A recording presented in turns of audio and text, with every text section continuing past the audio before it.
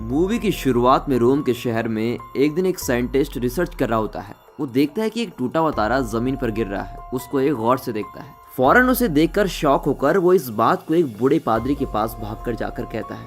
तो वो बूढ़ा पादरी फौरन और थोड़े लोगों को बुलाकर एक मीटिंग अरेंज करता है और कहता है कि बाइबल में जैसा कहा गया है, ये जमीन पर जो चल रहा है वो हमें पहले से पता है। उसी तरह अब जो हो रहा है उससे बहुत डर लग रहा है। एक टूटा हुआ तारा कल रात जमीन पर गिर गया है।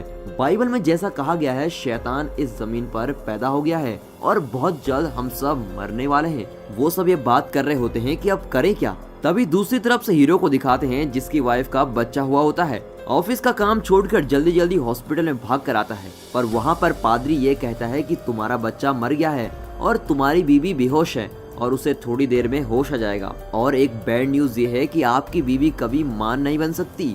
ये सुनकर हीरो कहता है कि मेरी बीवी के लिए ये बच्चा ही सब कुछ है। इस बच्चे के लिए वो इंतजार कर रही थी।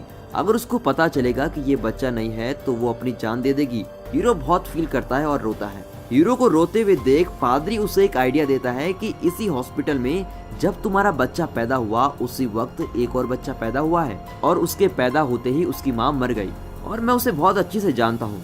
उसकी कोई जान पहचान वाले और रिश्तेदार कोई नहीं है और ये बच्चा अनाथ है। अगर आप इस बच्चे को ले लेते हैं तो इससे आप अपनी बीवी को बचा सकते हैं और इस बच्चे को एक सहारा भी मिल जाएगा। तो हीरो कहता है ठीक है, मैं इस बच्चे को ले लेता हूँ, पर मुझे आखिरी बार मेरे बच्चे को देखना है। तो वो पादरी हीरो से कहता है कि अगर आप इस हालत में उसे देखेंगे तो आप उसको सह नहीं पाएंगे और थोड़ी देर में आपकी बीवी को होश आने वाला है। इससे पहले आपको इस बच्चे को उनके पास लेकर जाना है। हीरो उस बच्चे को लेकर हीरोइन के पास जाकर दिखाता है। हीरोइन उस बच्चे को देखकर अपना बच्चा समझकर बहुत खुश हो जाती है और उसके बाद वो दोनों उसका नाम डेमिन रख देते हैं। उसको वो बहुत अच्छी तरह से पालने लगते हैं और कुछ साल ऐसे ही चलते जाते हैं। फिर एक दिन हीरोइन हीरो से मिलने के लिए उसके ऑफिस में आती है। तभी हीरो का सीनियर हीरोइन से कहता है कि मुझे निकलने का वक्त हो रहा है, मैं घर को निकल रहा हूँ और तुम्हारे लिए एक गुड न्यूज देने के लिए तुम्हारे हस्बैंड ने तुम्हें बुलाया है और वो क्या है वो तुम्हें वही बताएगा।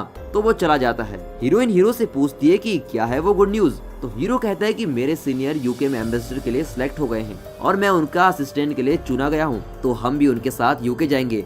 तो ये सुनकर हीरोइन सोचती है कि बचपन से उसका यूके जाने का ख्वाब पूरा होने वाला है और बहुत खुश हो जाती है। पर जब वो सीनियर घर जा रहा होता है तो रास्ते में ट्रैफिक जाम में फंस गया होता है और बहुत गर्मी के कारण वो कार के विंडो ग्लास को खोलता है। उस सीनियर की कार के पास में एक पेट्रोल टैंकर भी खड़ा हुआ होता है। तभी एक अजीब सा आदमी पेट्रोल टैंकर को रोकने के लिए जिस पत्थर को रखा हुआ था उसे वहां से हटा देता है और उसके हाथ से जली हुई सिगरेट नीचे गिर जाती है। जिस पत्थर को सपोर्ट के लिए रखा हुआ था उसके हट जाने से वो पेट्रोल टैंकर थोड़ा थोड़ा मूव करने लगता है और वो जो सीनियर की गाड़ी होती है उस पर टकरा जाता है और टकराने के कारण पेट्रोल थोड़ा सीनियर की गाड़ी के इधर उधर गिर जाता है। तभी जमीन पर उस सिगरेट के जलते हुए टुकड़े से वहां गिरे हुए पेट्रोल में आग लग जाती है और वो जगह पूरी धमाके से उड़ जाती है। सीनियर भी उस हादसे में मर जाता है और उसके बाद वो पोस्टिंग ऑटोमेटिकली हीरो को मिल जाती है और हीरो अपनी फैमिली के साथ यूके चला जाता है। वहाँ के न्यूज़पेपर में हीरो के बारे में बहुत प्राउड से लिखते हैं कि इतनी छोटी उम्र में एम्बेसडर बन गया है और हीरो यूके में बहुत ही फेमस हो जाता है। हीरो की बड़ी पोस्टिंग में होने की वजह से और हीरोइन की जिद की वजह से वो एक बड़े बंगले में जाकर रहते हैं, पर हीरो को इसमें जरा सी भी दिलचस्पी नहीं है। हीरो दिखावे से हटकर सादी जिंदगी को पसंद करने वाला एक काइंड इंसान है। वो हीरोइन को बहुत चाहता है और उसकी कोई बात भी नहीं टालता। देखते ही देखते 2 साल चले जाते हैं, लेकिन सबसे आश्चर्य वाली बात यह है कि डेमिन कभी भी थोड़ा सा हंसता नहीं है और हमेशा सीरियस रहता है। हीरोइन उसको बार बार बाहर ले जाती है और उसके साथ खेलती है। तभी एक दिन पार्क में खेलते वक्त उसको एक फोन आता है। उस फोन को अटेंड करने के बाद पीछे पलटकर देखती है तो वो झूले में खेल रहा डेमिन वहाँ से गायब हो जाता है। बहुत डर कर सारे पार्क में उसको ढूंढती है। तभी डेमिन अचानक से एक पेड़ के पीछे आता है तो हीरोइन उसे इमोशनल होकर ये कहती है कि तुम हंसते नहीं हो तो कोई प्रॉब्लम नहीं, पर मुझे ऐसे डराया मत करो। उसके बाद डेमिन का 5वें बर्थडे बहुत ग्रैंडली सेलिब्रेट करते हैं। हीरो सेलिब्रिटी होने की वजह से वहाँ पर बहुत से प्रेस वाले फोटो निकाल रहे हैं। वहाँ पर आए गेस्ट को इंट्रोड्यूस कराने के लिए हीरोइन डेमिन को काम वाले के हाथ से लेती है।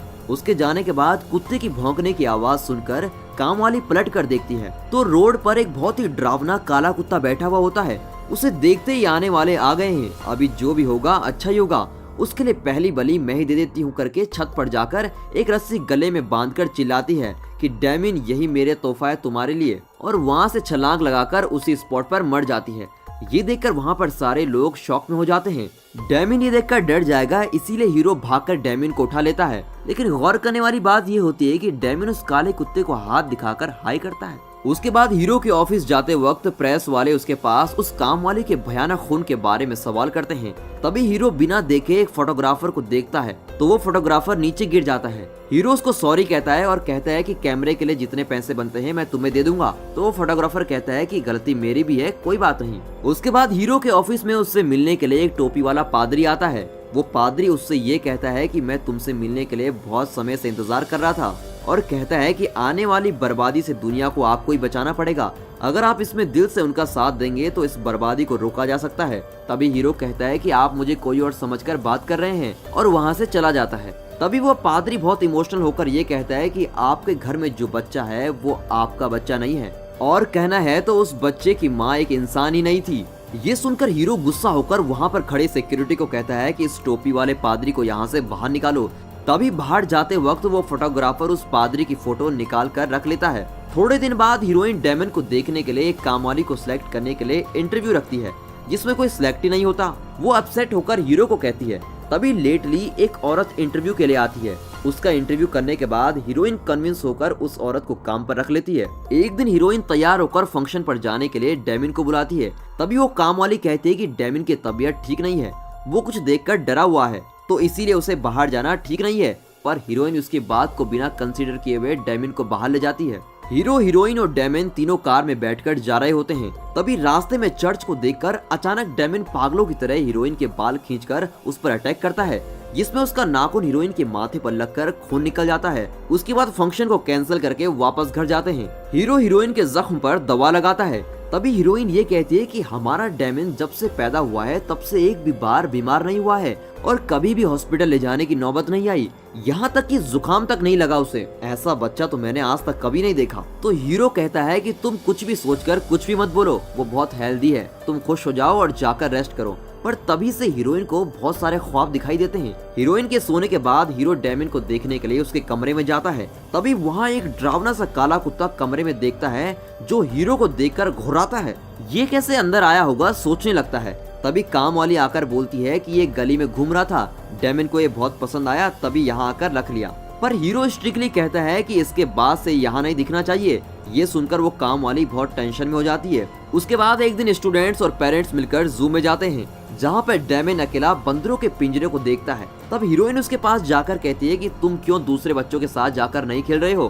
तभी डेमिन उसके कान में बोलता है सब मुझसे डरते हैं। तभी हीरोइन उस पिंजरे को गौर करती है। तभी वहाँ के सारे बंदर डर कर चिल्लाते हैं। उनमें से एक चिंपैंजी बंदर उस पिंजरे के गिलास को तोड़ने लगता है। ये देखकर वहाँ पर सारे लोग डरकर भागने लगते हैं। हीरोइन ये सब बातें हीरो को रोते हुए कहती है कि डेमिन में कुछ तो गलत है, मुझे बहुत डिप्रेशन हो रहा है, तो कल मैं किसी साइकेट्रिस्ट के पास जाती हूँ। दूसरे दिन हीरोइन डॉक्टर के पास चली जाती है और हीरो एग्जीबिशन में जाता है। वहाँ पर फिर से वो टोपी वाला पादरी वहाँ हीरो के पास आकर बोलता है तुम्हारी बीवी के जान को खतरा है, आज रात पुल के नीचे आपके लिए मैं वेट करूंगा, आपसे सिर्फ 5 मिनट बात करनी है, उसके बाद मैं आपकी आंखों में भी नहीं दिखाई दूंगा, अगर आप नहीं आए तो आप ही का नुकसान होगा, और चला जाता है। वहाँ पर भी वो फोटोग्राफर उसकी फोटो निकाल लेता है। उस रात फिर भी हीरोइन डरावना ख्वाब देखकर उठ जाती है। पानी पीने के लिए किचन में जाती है।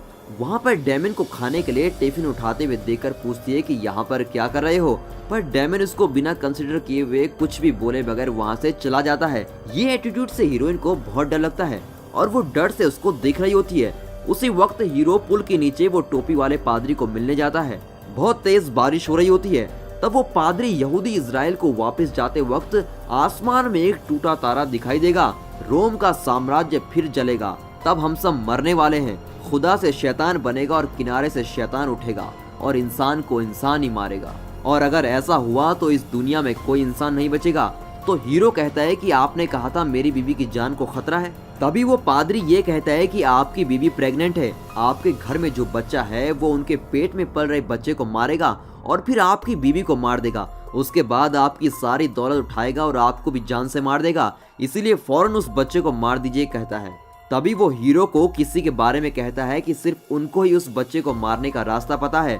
तो हीरो टेंशन होकर कहता है कि मेरे बच्चे को मारने के लिए मुझसे ही कह रहे हो, मेरी बीवी को बच्चा नहीं हो सकता, डॉक्टर मुझे ये कह चुके हैं, और कहता है कि इसके बाद मुझसे ऐसी बकवास की तो मैं तुम्हें जान से मार दूंगा, और वहाँ से चला जाता है। हीरो के जाने के बाद उस टोपी वाले पादरी को अजीब सी आवाज सुनाई देती है।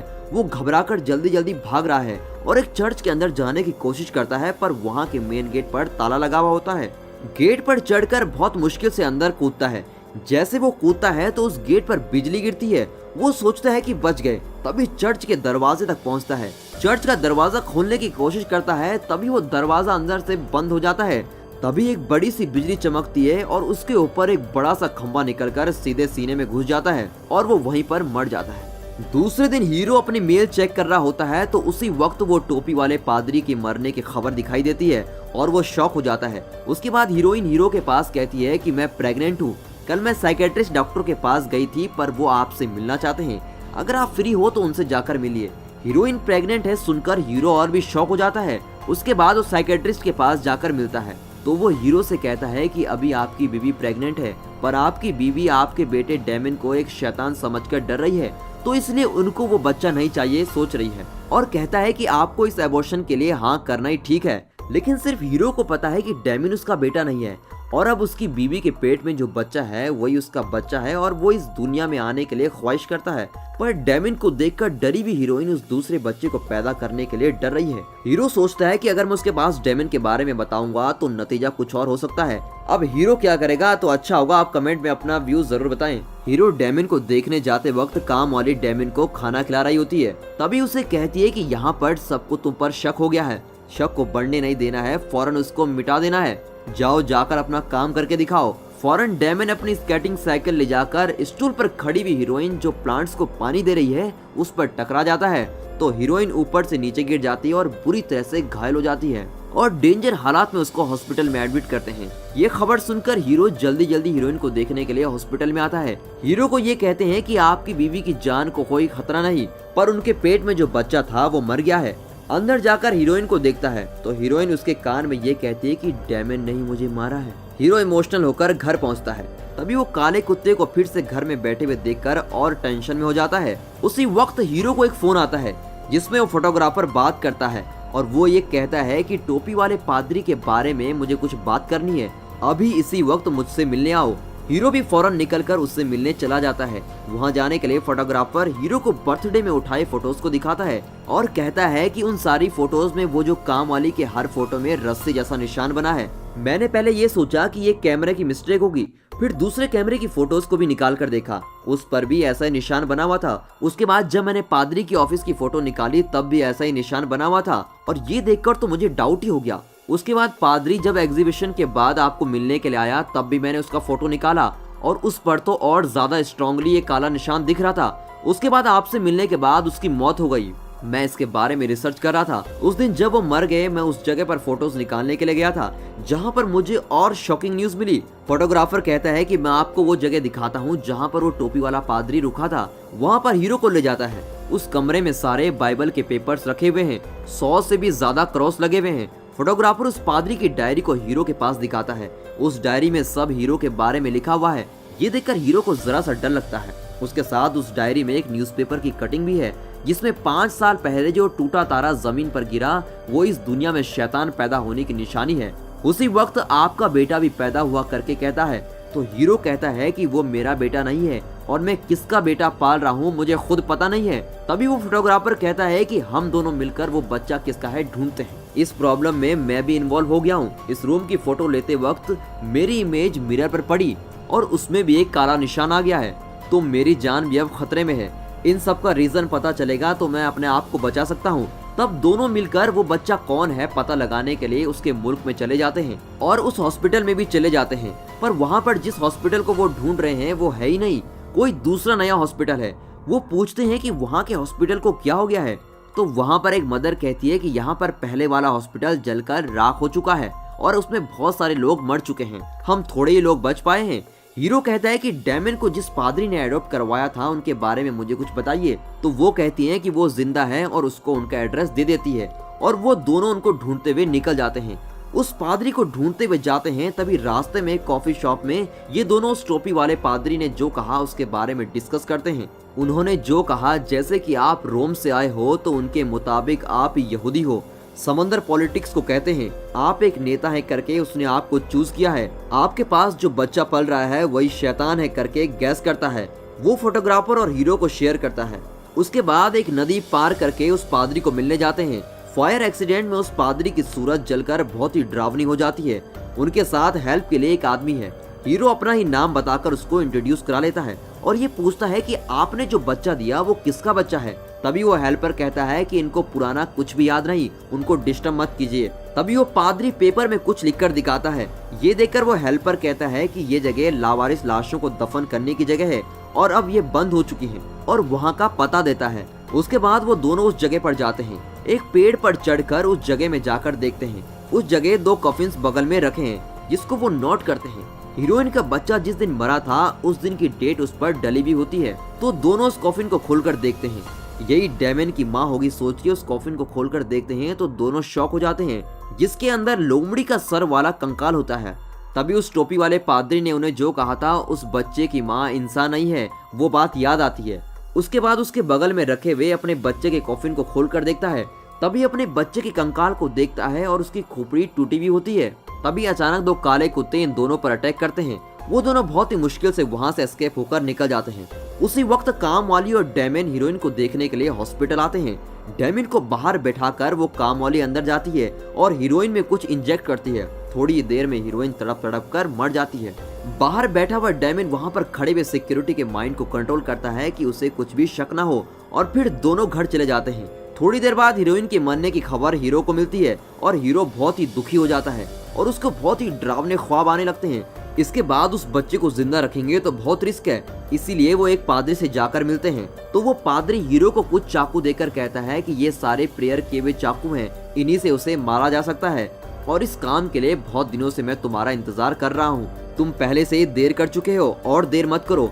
इनको ले जाकर उसे चर्च की जमीन पर लेटाकर मार दो और उसके खून को ईश्वर को चढ़ा दो। इस दुनिया के भले के खातिर तुमको यही करना पड़ेगा। ये सुनते ही हीरो का दिल नहीं मानता। वो कहता है कि जिस बच्चे को मैंने पाला मैं उसको कैसे मार सकता हूँ। तो वो पादरी कहता है कि वो बच्चा नहीं है, वो एक शैतान है। उसके बदन पर 3-6 के निशान होंगे जो उसके शैतान होने की निशानी है। पर हीरो कहता है कि मैंने तो आज तक कोई भी ऐसा निशान उसके बदन पर नहीं देखा, इसीलिए मैं उसको जान से मारने के लिए तैयार नहीं हूँ, और वहाँ से निकल जाता है। पर वो फोटोग्राफर कहता है कि मैं एक फोटोग्राफर हूँ, मैं किसी भी तरह उन्हें कन्विंस कर दूंगा। और वो चाकुओं को लेकर हीरो के पीछे दौड़कर आता है और हीरो से बहुत सारी बातें करके उसे कन्विंस करने की कोशिश करता है।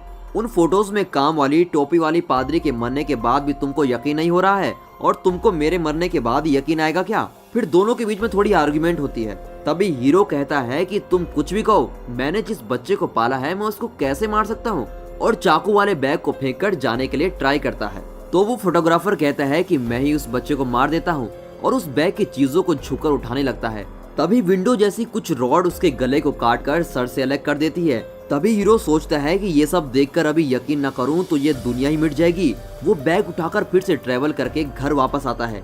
वहाँ पर शैतान की रखवाली करता हुआ काला कुत्ता समझ जाता है कि हीरो डैमन को मारने वाला है और उस पर अटैक करता है।